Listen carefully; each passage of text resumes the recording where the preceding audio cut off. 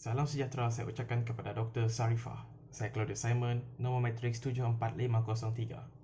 Nilai peribadi yang saya dalam penyelidikan saya adalah untuk sentiasa mengamalkan nilai rasionalism dalam diri saya, iaitu nilai yang saya pilih adalah nilai rasionalism.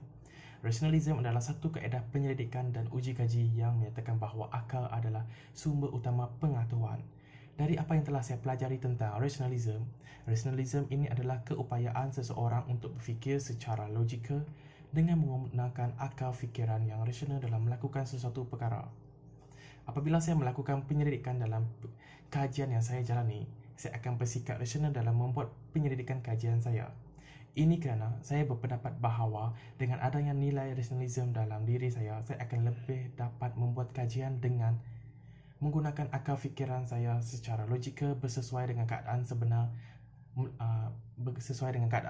sebenar yang terjadi dalam kawasan kajian atau kawasan lapangan kajian untuk kajian penyidikan saya. Contohnya, semasa 2 bulan lepas, saya telah mengikuti satu kajian yang telah dijalani, iaitu tentang sosial ekonomi penduduk.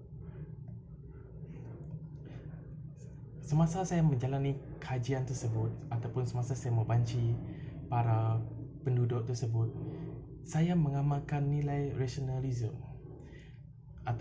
ataupun boleh saya katakan saya akan bersikap rasional semasa saya menjalani penyelidikan ataupun semasa saya membanci pada ketika itu. Mengapa saya perlu berfikir ataupun bersifat rasional? Ini kerana pada pendapat saya, setiap individu mempunyai pelbagai pandangan dan akal fikiran yang berbeza antara satu sama lain.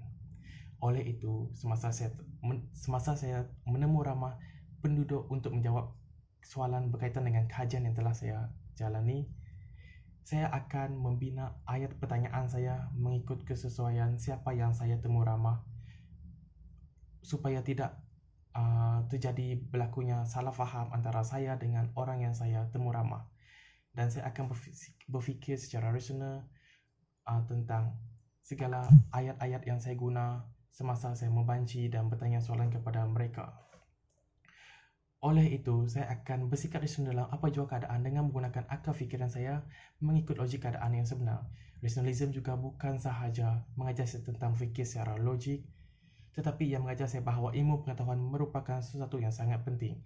Ilmu pengetahuan bukan hanya tentang ilmu di buku tetapi di sekeliling kita. Sebagai contoh, semasa kita menjalani penyelidikan, kita akan dapat pengetahuan yang baru di sekeliling kita dari apa yang kita lihat dan dengar.